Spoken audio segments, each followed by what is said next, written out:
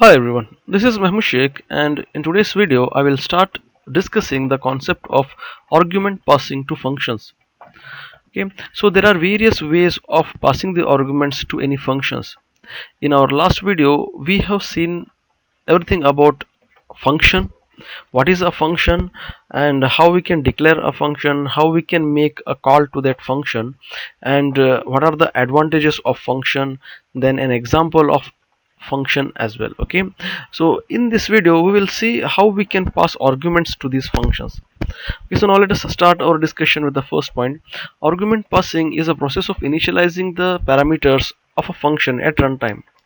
Okay, so argument passing is a process of assigning some values to parameters at runtime. Okay, and there are various ways of doing that, which I have mentioned here in this slide. Okay, so as you can see here, there are various categories of argument passing to functions. The first one is call by value or pass by value. Second one is call by reference or pass by reference, and then third one is pass by pointer or call by address. Okay, so in this video we will try to focus only on the first point, which is call by value or pass by value. Okay, so now let us start our discussion with the first point for call by value or pass by value. Okay, so first point says it's an argument passing technique to functions. Okay, as I have told you, it's a technique of passing an argument to functions.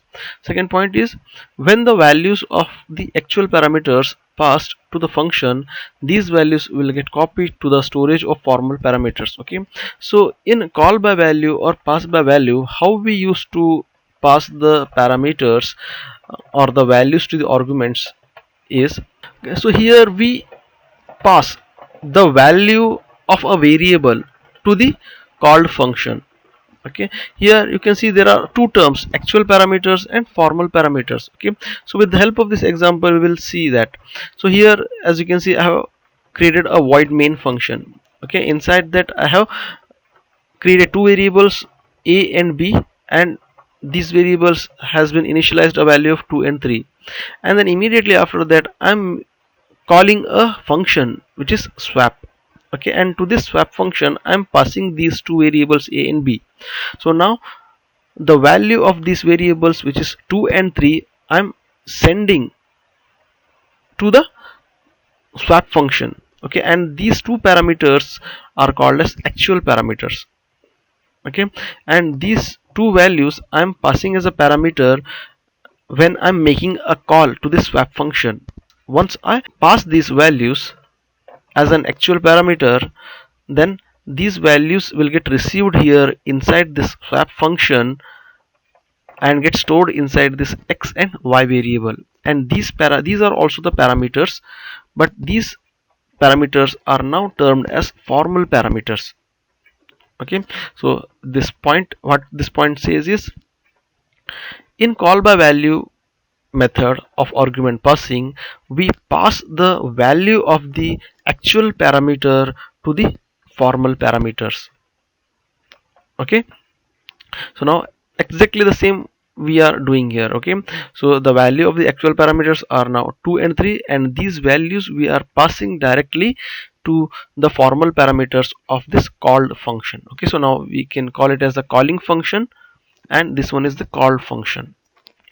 Okay, so now when these two values gets stored inside this x and y, okay, at this time these values will get accessed only within this function.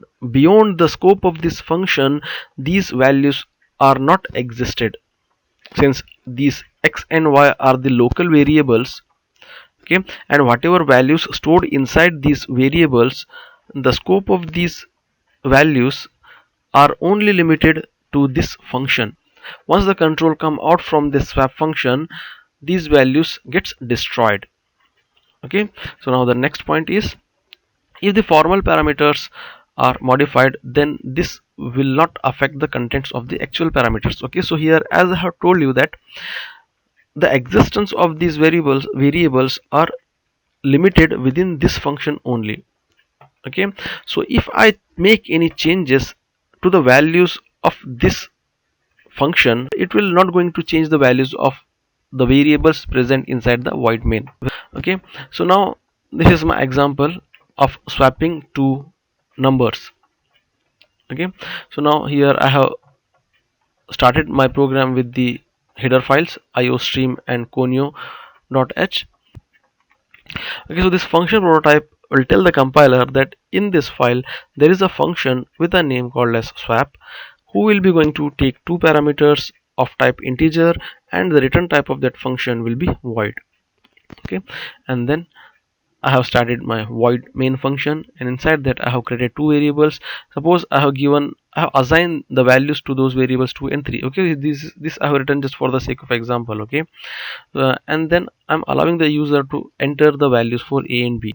Okay, and then I'm printing the values before swapping, and then I'm making a call to the swap function. Okay, so here you can see I'm passing two variables a and b.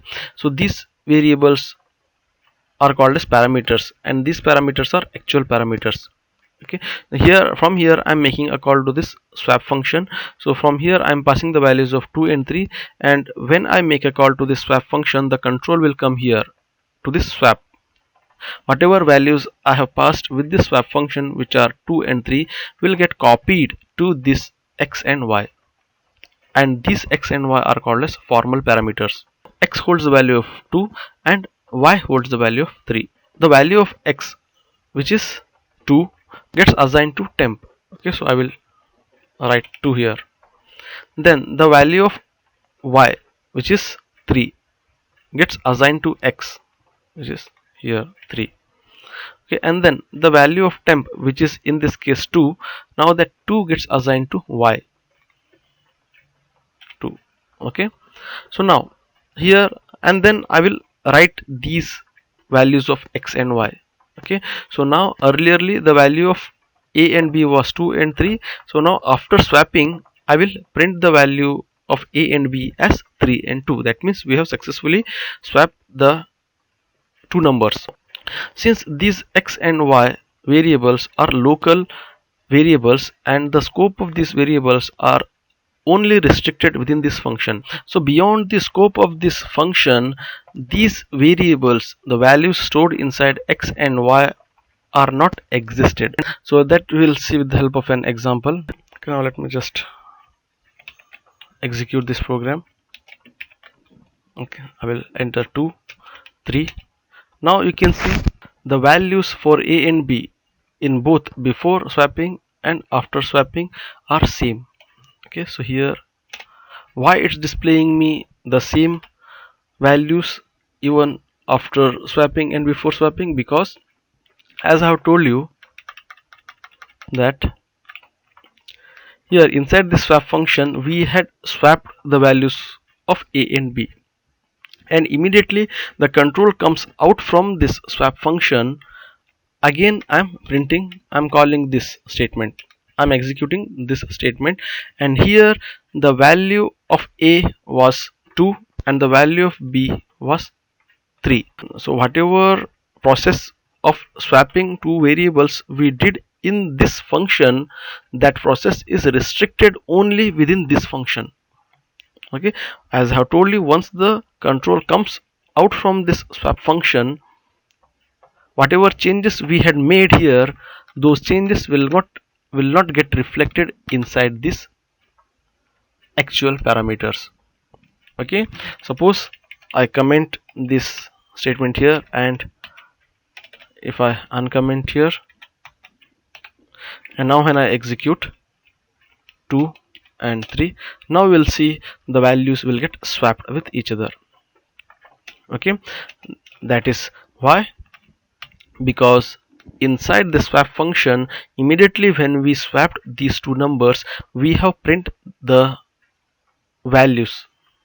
Okay, because as I have told you, once the controls comes out from this swap function, this existence of these variables will not be there. So if we have passed the argument by using the call by value method to our function, then whatever changes we made inside our formal parameters, those changes will not get reflected with actual parameters.